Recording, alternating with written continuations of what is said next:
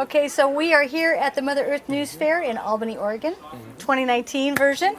And your Premier1 has been here for a couple of years. Would you introduce yourself and tell us about yourself a little bit? Hi folks, I'm Joe with Premier1 Supplies. We're a small farm and electric fence supply firm out of Washington, Iowa.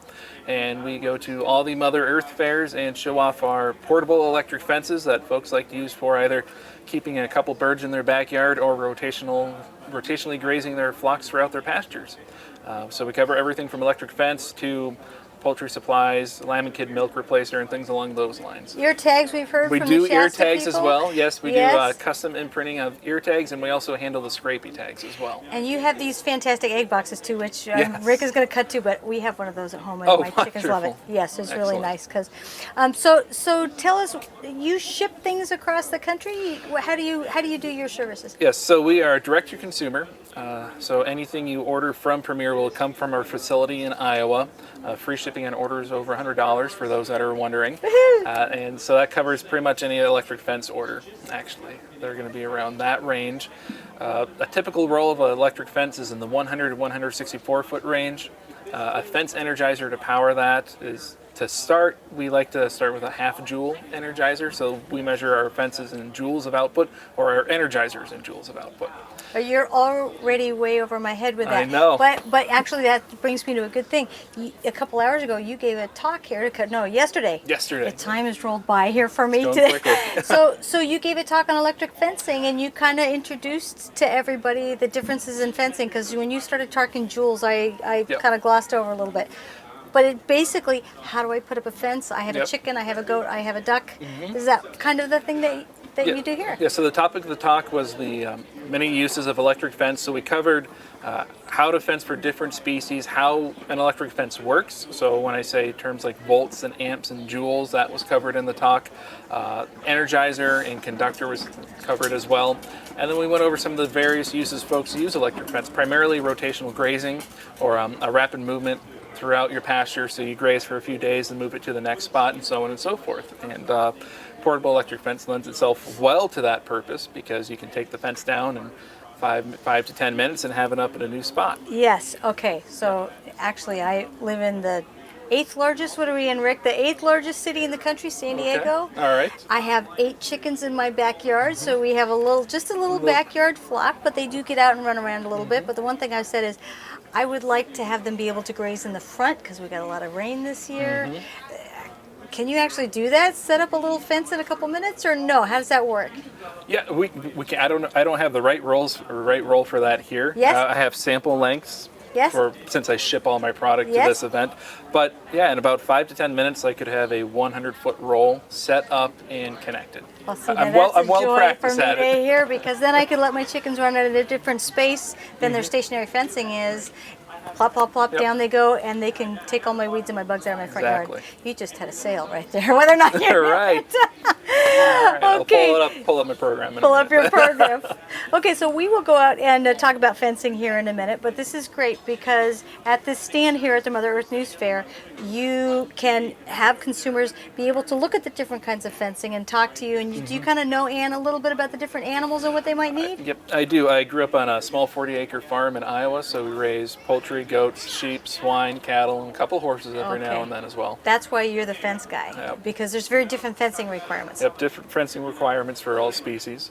So if you're planning a fence for an animal, plan on one for the hardest animal you're planning to contain. So if you have sheep and goats and poultry, plan on fencing for the poultry, and that fence will work back for those other animals as well. Interesting. Okay, fantastic. Well, Rick is going to show the roundabout. We can talk about them if that's all right. First, let me ask, what is this kind of thing? It's a trough? Oh, this is called a Porta Trough. So if you are supplementing mineral or a feed ration to your flock out on pasture, this is a pretty simple way to do it. They're pretty tough. We've walked over them. Our sheep have walked into them.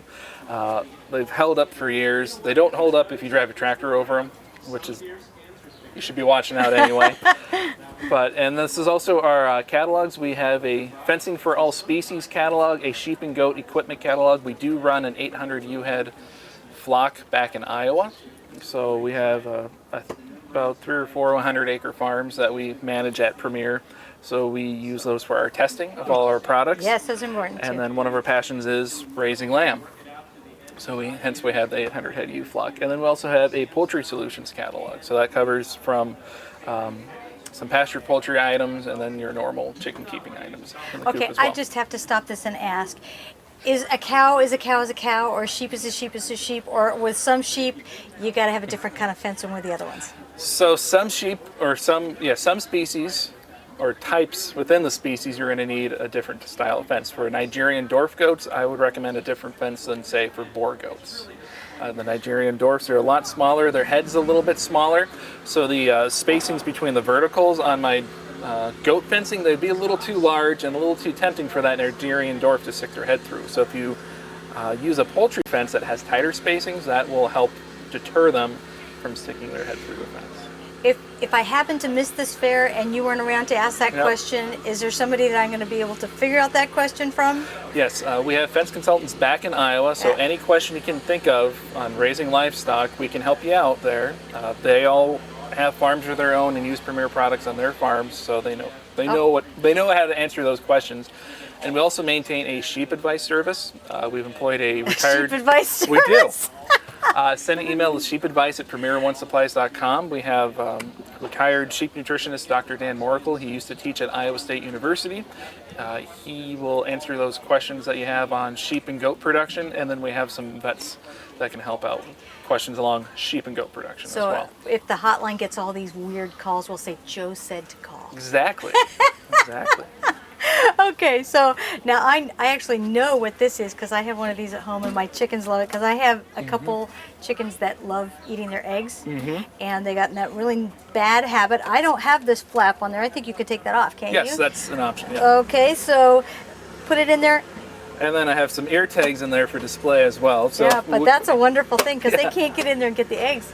No, Beautiful so thing. the egg rolls down the bedding material into the tray, and then so they can't get to them. They can't soil the egg. They can't eat the egg. Yep. Also in here I have some fence repair kits. These are called Blitz Clip. They're a lot easier than tying a knot with fine twine. So I just keep those for folks that have mentioned that they've had a break in their fence, and usually hand one of those out. Okay. And then I have our custom imprinted ear tags as well. This is the prize box here, isn't it? Yes, this is the prize box. If you have a problem, this is what I go to solve for folks. I just have to make another comment on this. This is the best thing in the world to wash out because you stick the hose in it and it, boom, Done. just like that. Yep, Pretty love simple. it. Okay, so what is this? These are heating plates. So instead of using a heat lamp to keep your chicks warm, you can use a heat plate instead. They're also known as hover heaters. So a baby chick will go under it and put their back against it to get warm. Yes. Rather than just relying on the radiant heat from a heat lamp. They use a lot less power in comparison to a heat lamp. And they're a lot less work than a what is it, a silky? No, what is the one, the cochin? It's a lot less work than a cochin. I don't know, but you get a bunch at a time. Get that big ball of fluff though with a cochin. They're pretty entertaining. And obviously the little nipple waters. Some nipple drinkers that we offer as well. And those actually work nicely because they keep the water cleaner done. They do, yeah. Compared to a trough. Yeah. And then I have my beaten ear tag sample.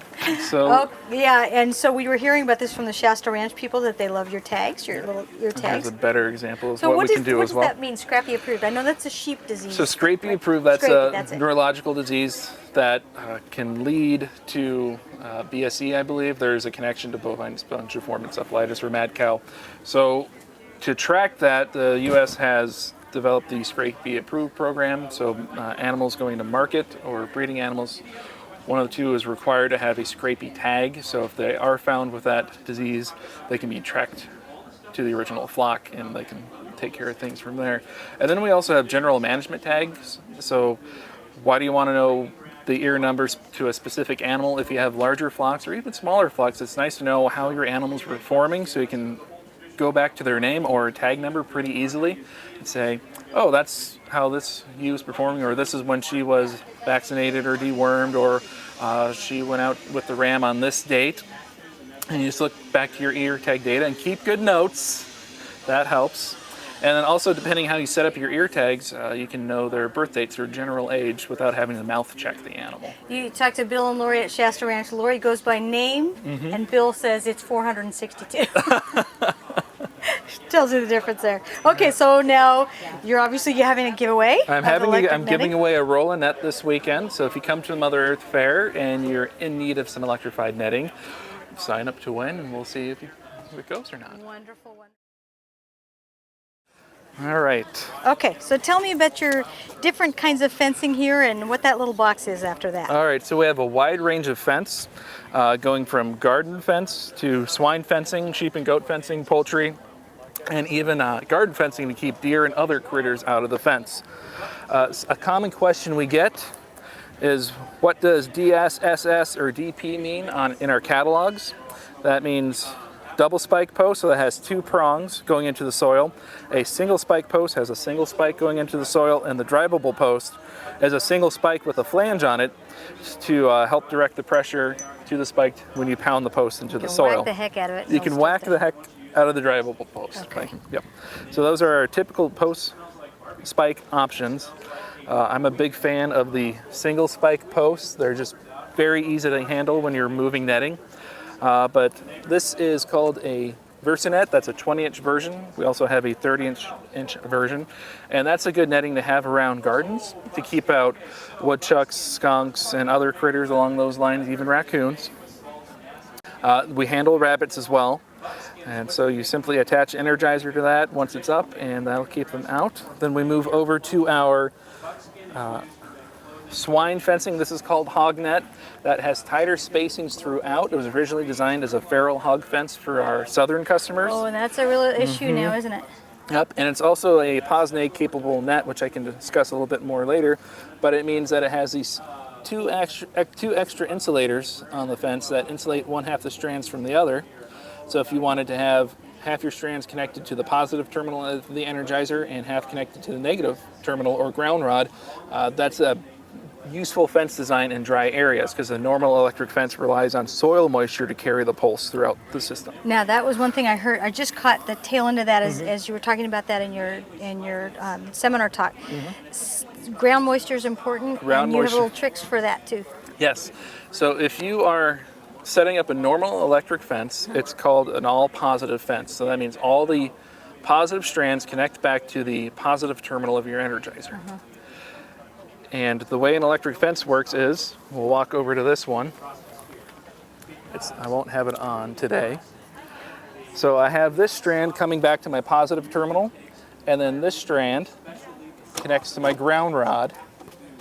So when I touch the electric fence, the power comes from the positive terminal, goes down to the fence, I contact it, it goes into me, through the soil, and travels through the soil moisture back to the ground rod of the Energizer. And once that circuit's complete, that's when you feel that pulse from that energy traveling through you. And I said circuit, so does an electric fence have to come back and attach to itself? It does not. That's not what the circuit is made. Okay. It's made when I touch the fence. I'm completing it at that point.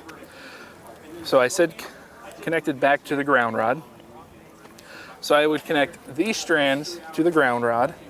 And when I touch both a positive and negative strand, the power will go through me from the positive into the negative back to the Energizer. So you're completing the circuit a different way with a positive negative fence. It's making me nervous just to watch you do that, by the way. It's not hooked up. Don't worry. Don't worry. You get a nice zap if it worked? If it was on, yeah, I just have to push a button and that one will go. Okay, sorry. Go ahead. Just had to tell you that. Yep. So instead of relying on the soil moisture with this fence, I'm relying on touching a negative connected strand. Okay. Yep. So that's a way to get around having dry soil conditions. Another way to do that is have more ground rod in the soil. So if you have a A normal rule of thumb is 3 feet of ground rod of a hot dipped galvanized 1/2 inch rod per joule of output on your Energizer. So the joule is the amount of energy that's being sent down the fence. Okay, again, I can call that 1-800. Yes. Okay, thank you. 800-282-6631 is our number. All right. So these are the 2 hog fences. If you're running feeders or older animals, I'd go with the pig quick fence. If you're having younger animals, I'd go with the hog net. So we have some folks that farrow out in the hog net, so Yes. piglets are used to it from day one. And then we have a 30-inch version of this Versanet that we call piglet fence that you can use for the same purpose as well. So if I walk back, this is a solar fence Energizer. So this is all the solar panel does is it recharges a battery inside this unit, and that battery powers a DC powered fence Energizer. So that takes that 12 volt current, builds it up, and sends it down the electric fence as a 10,000 to 3,000 volt current. So when you test your fence with an electric fence tester, you want at least 3,000 volts measured on the fence. That's enough to deter most animals and keep your animals in. If you get below that, you may need more output, or check the grass contact on the fence, or call our 1-800 number and figure out things from there. This keeps going through my head. Call the 1-800. Call the number. Call the 1-800. All right. Okay. We also have plug-in units or plain battery units available. Moving over here, I have a few poultry designs. This is what I would call a temporary poultry net. So this is my front yard one if I want to let the girls run in the Yes. yard? Okay. This is what I would call a daily or weekly mover. Okay. So if you're moving in the fence fairly frequently, you want it to be lightweight. So we have about 15 millimeter post here. And on this version, there's space about every 6 to 7 feet. I cut down this section here to make it a little easier for using at shows. And then at the end support, I have what's called a fiber tough post. So I put those at ends, curves, and corners, or any major directional changes. So if I'm doing quick moves, I go with my temporary poultry fence. If I'm going to leave it up for about a month at a time, I'm going to go to a semi-permanent version, and this is called permanent. And it's the exact same mesh as my poultry netting, but it has a much thicker post. So if I'm leaving it up for a month or more, it's better able to maintain tension over that time. And then another thing to note on our numbering system, the 12-48-3, the 12 is the number of the horizontal strands, the 48 is the overall height, and the 3 is the distance between these verticals as well. So critters that I need to keep out, make sure that it fits within. Yep, it's within that range. Okay. And then stepping back here is called a shocker knot poultry fence. You're giving them the choice if they want to stay out of the yard? No. That's Yeah. not. So this one is similar to our poultry fencing, but it has a much tighter mesh at the bottom. So if you had a hen with day-old chicks, if you got that coaching to hatch a clutch, you can put them out from day one, and the chicks will not be able to go through this mesh. Or if I have dippy chickens or Polishes that can't see the fence and you don't want to whack them all the time anyway, right? And then on this side is where I have the electrified strand. So on one half, it's a little more insulated than the other. Okay. So I still have predator protection, and I have better containment. Fantastic. And this is called Versanet 60. This is a garden net. It's a 60-inch fence. And we have success with deterring deer. And I know some people are going to say you need an 8-foot brick wall to keep them out. If you put the fence up before the deer have gotten in the habit of going in your garden or going in your orchard, and bait it with a thing called a scent cap. So it's a conductive pop bottle cap that you wire onto the fence and put a little apple scent in there. The deer go up, put their nose to it, get a shock, and learn to stay away. So if you do that, so if you prevent the habit from being formed to begin with, that's a good way to deter deer. I just have to train them like children. You have to train them. Okay. And on that note, on training, you also have to train your livestock too. Well, that was a question because my chickens are pets. How much shocking is shocking, and are they safe? And how does that work? They are safe. I've been shocked plenty of times. Are you going to demonstrate that for us? No. I'm kidding. So go ahead. It depends how many sales it'll get after that. So training your livestock to electric fence leads to better success with the fence performance out in the pasture. Train your animals, set up the fence in a permanent corral they cannot escape. So most folks tend to have one already. Put the animals in there, make sure the fence has at least 3,000 volts running through it. When an animal touches the fence, they're going to learn to back away from the fence because they know they can't go forward through it. So if they can't go forward through it, they're going to learn to back off. When you use it out in the pasture and they come up against the fence, they know they want to stay away from it. And even once they're trained to it, we always keep the fence energized because there's going to be that one that's going to take the risk and try and find out, can I get to that grass on the other side? That's Shirley in my household. Little blue wheat and Americana always goes somewhere adventurous. I think I can get through there. So she's going to still make it here in this circumstance? Hopefully she gets trained to it and learns to stay off. Survival of the fittest in the Exactly. fence world. Yeah. Okay, wonderful. So that's kind of the different levels of fencing. If you want to rotate your animals, like we have a lot of farmers that say, well, I mean, Joel Salton's a big one for that too. But this is a common thing now where you want to let the animal do the work for you in the field. Exactly. All you have to do is rotate it from spot to spot to spot, right? So say I have goats and I want to clear an area of brush. I was cruising along in San Diego the other day and they had the rent-a-goat people out there with the goats in Friars Road, and I thought, holy cow, they got, 50 goats out there. How do they keep them from going in traffic? All you have to do is put one of these up, and in general, if they're trained for it, they stay where they're put. Beautiful, wonderful, great. Okay, so we are here with Joe from Premier1 and Bill from Shasta Ranch, St. Croix Sheep. We're going to talk about, you've been talking about fencing this whole time. So talk about fences that you would recommend for this kind of animal. All right, for the St. Croix, I'd probably lean towards what's called Electro Net. That's a 935/12 fence. So that's 935/12, really? So that's a 35-inch tall fence, and a typical roll is about 164 feet. Retails about $120 or so in that range, and that would give you roughly a 40 by 40 paddock. And if you want to connect multiple rolls together, you can expand from there. That's our standard sheep fence. We use seems like a few miles of it on the farms back at Premier with our ewe flock. And so we raise a similar hair breed, a Katahdin Dorper Romanov cross, a little larger than these, but they're kept in with that 35-inch fence as well. And that's working for us too. Now, I said I was bringing Joe from Premier1 over here, and you said, oh, I have their... List me all the things that you said you had. We use a number of their sheep products. Tags, for example. We have 4 different breeding groups, and they all have different colored ear tags. And you don't know their names, so the number helps. The number helps greatly. We also get our scrapey tags and the equipment for tagging, hoof trimmers, and a sheep chair, which has made hoof trimming much easier. That's what I was waiting for you to tell me about, the sheep chair. You said there's a sheep umbrella. No, there's not a sheep umbrella. The sheep chair. With the people we talk to, probably the thing that's most intimidating is hoof trimming. And people worry about that the most. So we tell them about the sheep chair and how we use that to trim hooves.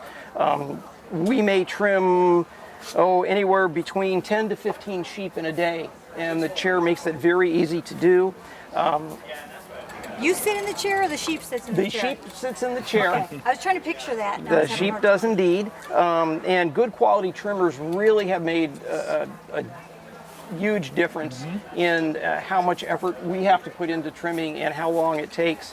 And once they're in the chair, we really take care of everything that we need to for the sheep. We take care of their shots, their hoof trimming, the famacha. We're also looking to see the condition of their inner eyelid to see if they need to be dewormed. Thank you for explaining what the famacha was. So that really works well for us. Fantastic. Now, this is lovely. I'm trying to imagine how you get the sheep in the chair, and I'm wondering if that's what your fancy shepherd's carcass No.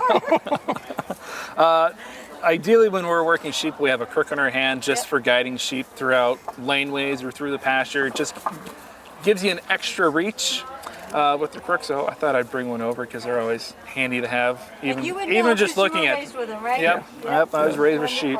Well, thank you both for being here. We appreciate it. All right. Sure.